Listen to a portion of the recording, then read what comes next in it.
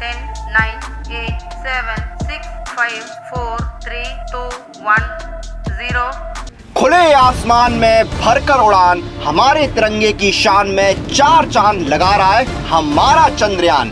जी हाँ दोस्तों, अगर आप भी हमारे चंद्रयान की तरह हार न मानकर अपने सफलता की कहानी लिखना चाहते हैं तो टेक्स्ट बुक सुपर कोचिंग आपके लेकर आया है उड़ान सपनों की सेल, जहां पर आपको सभी सुपर कोचिंग पर मिलेगा अप टू 90% ऑफ। साथ ही आपको मिलेगा कुछ चुनिंदा गोल्स में 33% एक्स्ट्रा वैलिडिटी भी।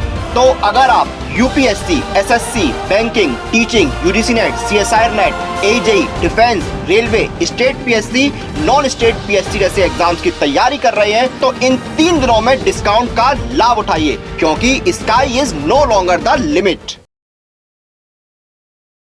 Hello everyone, greetings to all and welcome the textbook dot com. So guys, आज है 22 जुलाई और 22 जुलाई को एनएचपीसी जो जेई है सिविल का एग्जाम ऑलरेडी हो चुका है। तो इस सिविल के एग्जाम में जो जनरल अवेयरनेस का सेक्शन था उसमें कौन कौन से क्वेश्चन पूछे गए थे उन सभी को हम लोग डिस्कस करने जाएंगे।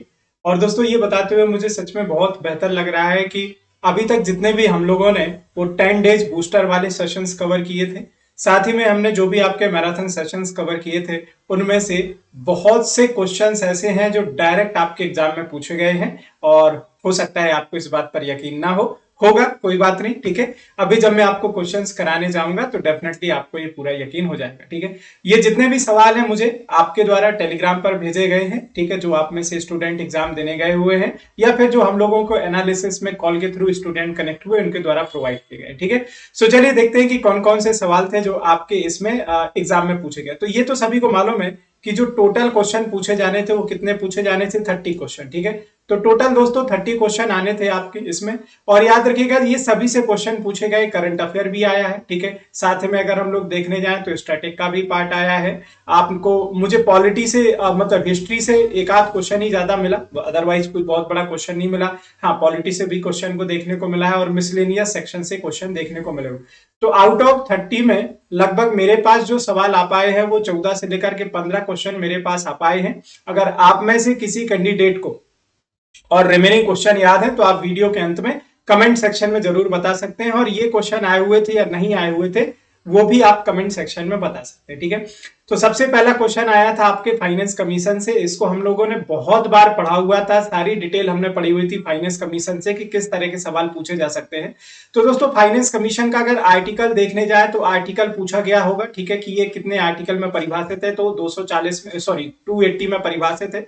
सभी को मालूम होगा कि जो फाइनेंस कमीशन है आपका एक संवैधानिक बॉडी है, कॉन्स्टिट्यूशनल बॉडी है। आई होप कि आप सभी जानते होंगे, ठीक है। इसका जो गठन होता है हर एक 5 साल में किसके द्वारा किया जाता है? प्रेसिडेंट के द्वारा किया जाता है, ठीक है। तो ये भी आपको मालूम होगा। अच्छा, इसका फंक्शन क्या होता है? तो आपको मालूम होगा कि जो टैक्स रेवेन्यू होता है ये केंद्र के बीच में और साथ में राज्य के बीच में इसका बंटवारा करता है, ठीक है। और वर्तमान में अगर आपको मालूम होगा तो ये 15वां फाइनेंस कमीशन चल रहा है, जिसके हेड है आपके एनके सिंह साहब, ठीक है। और इससे पहले अगर हम लोग बात करने जाए तो जो सबसे पहला फाइनेंस कमीशन था उसके हेड का नाम था केसी नियोगी दोस्तों, ठीक है। इससे आगे और कोई सवाल नहीं आएगा, ठीक है। तो ये जरूर पढ़ के चले जाइएगा। फिर 103 संशोधन पूछा गया था, ठीक है। ये भी हम लोगों ने ऑलरेडी अपने सेशंस में किया हुआ है। जितने भी इंपॉर्टेंट अमेंडमेंट है, पहला संशोधन इंपॉर्टेंट था आपके लिए, ठीक है। 10वां 12वां जो गोवा से जुड़ा हुआ था, ठीक है। फिर हमने उसके बाद 42nd पढ़ा हुआ है, 44th पढ़ा हुआ है, ठीक है। फिर आपने 52nd पढ़ा हुआ है, अगर आपको याद हो। 86th अमेंडमेंट भी पढ़ा हुआ है हमने, ठीक है। इसके बाद अगर आपको याद हो 7th अमेंडमेंट भी हमने पढ़ा है, 36th अमेंडमेंट भी हमने पढ़ा है, 101 अमेंडमेंट भी पढ़ा है। तो 101 आपका जीएसटी से जुड़ा हुआ था। 104 में अभी हाल ही में आई होप कि आपको याद होगा कि जो लोकसभा में 2 एंग्लो इंडियन थे उनको रिमूव किया गया था, और ये 103 का बड़ा न्यूज में था। तो ये इकोनॉमिकली जो वीकर सेक्शन कैटेगरी होती है उनके 10% रिजर्वेशन से जुड़ा हुआ था, ठीक है। तो ये काफी न्यूज में चल रहा था, सुर्खियों में चल रहा था, और आप कह सकते हैं कि ये करंट रिलेटेड था, तो पॉलिटी से रिलेटेड लेकिन करंट अफेयर में चल रहा था, इसलिए पूछा गया। ये सवाल भी हमने कई बार किया हुआ था, 2011 का है ना, जनगणना से जन कल्याण, ठीक है। ऑलरेडी हमने इसकी थीम वगैरह सब कुछ पढ़ी हुई थी, और आपने पढ़ा था कि सबसे अधिक जनसंख्या आपके यूपी की, सबसे कम जनसंख्या आपके कहाँ की है? सिक्किम की दोस्तों, ठीक है। तो पूरा डिटेल में देखा था आपने जनसंख्या जो घनत्व है वो भी पढ़ा था, बिहार में, बंगाल में सबसे कम आपके कहां पर है, अरुणाचल प्रदेश में, ये सब कुछ देखा था। तो लिटरेसी रेट की अगर हम लोग बात करने जाएं तो ये थी आपकी कहां पर 74 ओवरऑल, ठीक है, जिसमें से अगर मैक्सिमम की आप बात करने जाएं तो आपकी कहां पे है, केरला में, और जो सबसे लिस्ट की अगर हम लोग बात करने जाएं तो लिटरेसी रेट आपका कहां पर है, बिहार में, ठीक है। तो ये सवाल था, डायरेक्ट क्वेश्चन, आई होप कि आपको कर लिया गया होगा और हमने ऑलरेडी इसको एग्जाम में कवर किया था, ठीक है।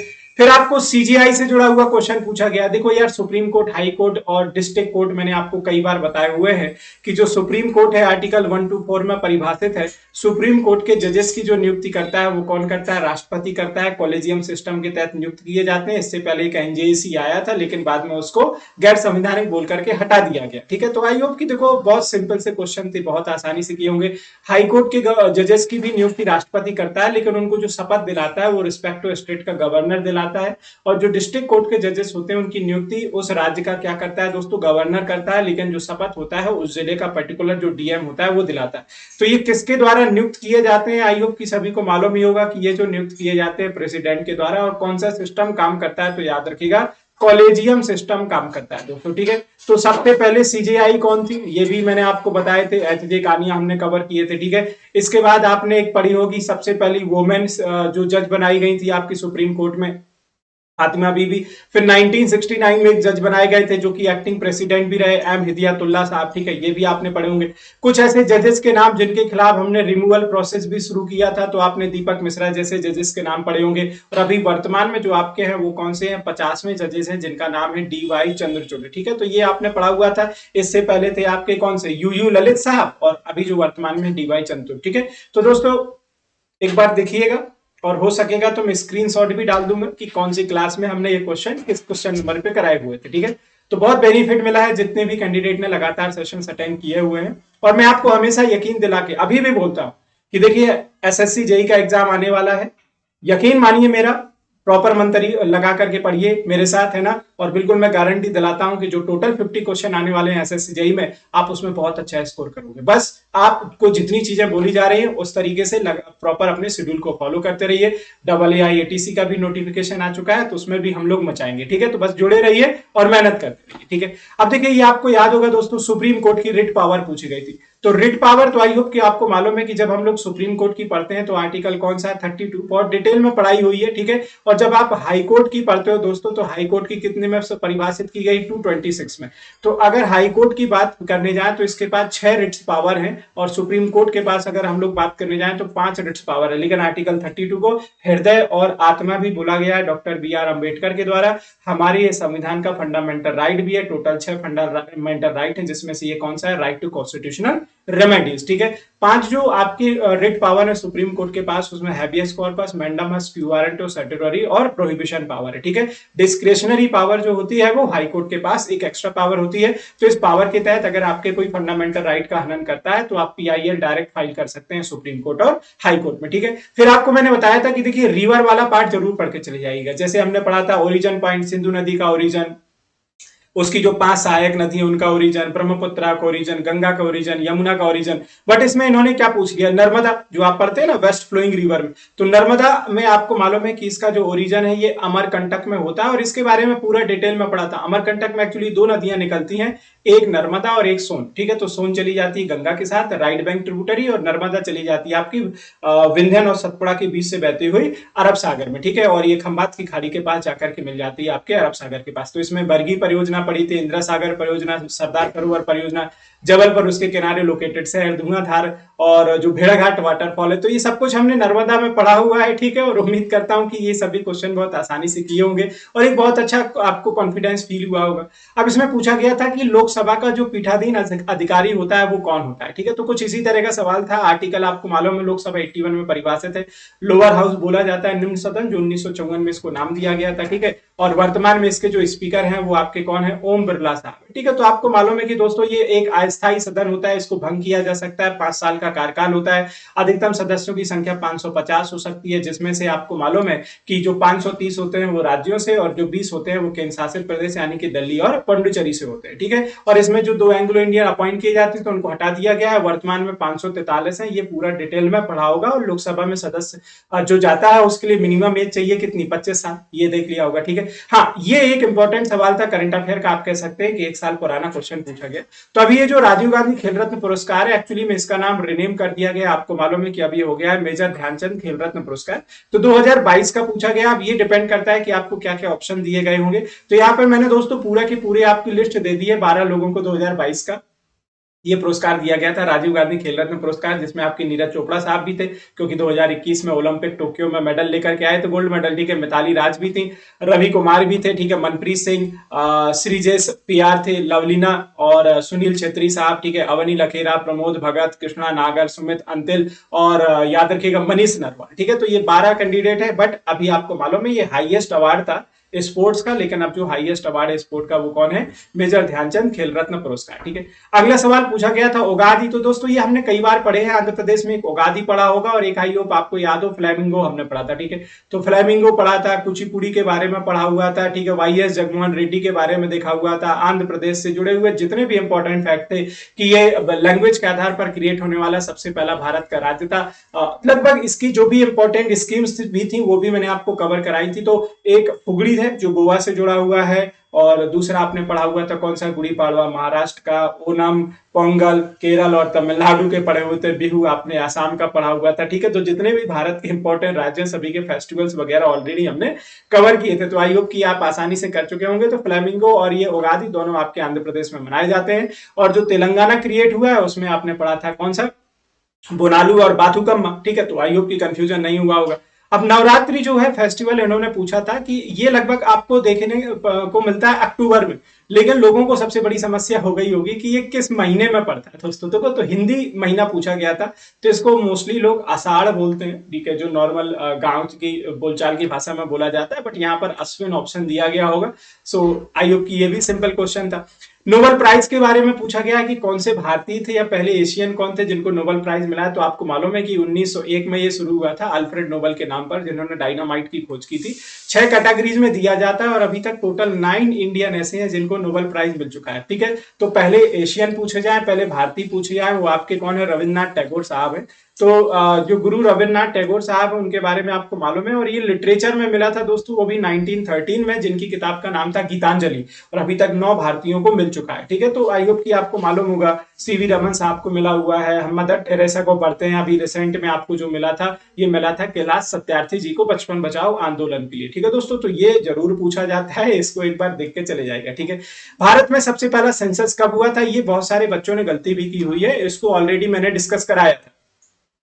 भारत में जो सबसे पहला सेंसस हुआ, देखो 1772 में हुआ था, लॉर्ड मायो के समय में। ठीक है, लॉर्ड मायो के समय में। अब ये ऑप्शन पे डिपेंड करेगा, काफी सारे बच्चे इसमें मिस्टेक कर गए होंगे, लेकिन इसको जो रेगुलर बेसिस पर हमने कंडक्ट करना शुरू किया वो कब किया? 1881 से। ठीक है, तो 1881 से रेगुलर मतलब एवरी 10 ईयर फिक्स किया गया कि प्रत्येक 10 साल के बाद होगा। लेकिन जो सबसे पहले किया गया था वो 1772 में, याद रखिएगा, लॉर्ड मायो के समय में किया गया था, और अभी 2021 में ऑलरेडी हो चुका है। ठीक है, फिर ये पूछा गया है कि ये 2023 का ज्ञानपीठ पुरस्कार, तो ये अभी हम लोगों ने कल जो 21 तारीख को मैराथन किया हुआ था ना, उसमें ऑलरेडी किया हुआ था ये क्वेश्चन। ठीक है, तो डायरेक्ट मैराथन से आ चुका है। ठीक है, तो आई होप कि बहुत आसानी से आप कर चुके होंगे। तो ये दामोदर साहब को मिला हुआ है। ठीक है, WHO से जुड़ा हुआ क्वेश्चन था। अब ये मुझे बिल्कुल समझ में नहीं है, मतलब पता नहीं चला कि एक्चुअली क्या पूछा गया था WHO से जुड़ा हुआ। तो आप कमेंट सेक्शन में मुझे जरूर बताइएगा। ठीक है, कि इससे जुड़ा हुआ क्या पूछा गया था, एस्टेब्लिशमेंट, हेडक्वार्टर या इसके हेड का नाम। सो प्लीज मैं आप चाहता हूं कि आप सभी कमेंट सेक्शन में जरूर बताएं कि इनमें से कौन कौन से क्वेश्चन आए हुए थे। ठीक है, तो मुझे पॉजिटिव और अपना निगेटिव फीडबैक जिस भी प्रकार का है वो जरूर दे दोस्तों। और इसकी जो PDF है मैं अपने टेलीग्राम पे डाल दूंगा। तो ये कुछ 14 और 15 मुझे सवाल मिले हुए हैं। ठीक है, इनकी ऑथेंटिसिटी है, आप लोगों के द्वारा ही बताए गए हैं, और उम्मीद करता हूं ये सवाल बहुत आसानी से कर लिए होंगे, और इस तरह के और भी जो बाकी सवाल होंगे वो कर लिए होंगे। ठीक है, आपने और ज्यादा सवाल इसलिए नहीं मिल पाए क्योंकि मैं जानता हूं कि आप लोग इंजीनियर जो कैटेगरी के लोग हो, उनको नॉन टेक के इतने भी सवाल याद रह जाएं अपने आप में बहुत बड़ा आश्चर्य है। इतने सवाल याद रह गए वो बहुत बड़ा आश्चर्य है। ठीक है, क्योंकि आप लोगों के दर्द को मैं समझ सकता हूँ, मेरा भी सिविल से ही बीटेक है, तो उस दर्द से मैं भी गुजरा हुआ हूँ, किस तरीके से नॉन टेक हम लोग याद करते हैं, कितनी तकलीफ होती है।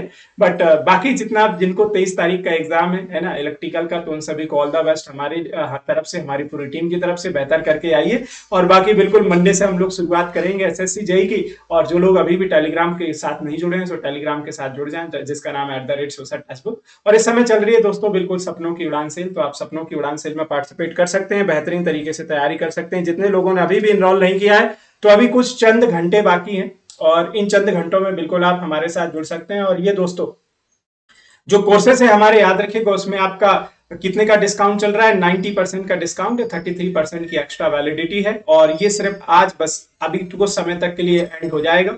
तो हरियप जल्दी कीजिए और डिस्काउंट पाने के लिए कूपन कोड लगा सकते हैं, that is SHIVKT to get the maximum discount. ठीक है दोस्तों, तो मैं यहाँ पे कंक्लूड करता हूँ, मिलेंगे हम लोग कल भी और कल के जो भी मेमोरी बेस्ड क्वेश्चन होंगे उनको भी डिस्कस करने जाएंगे। So thank you so much, अपना फीडबैक जरूर दीजिएगा और yes again all the best for tomorrow. Thank you so much.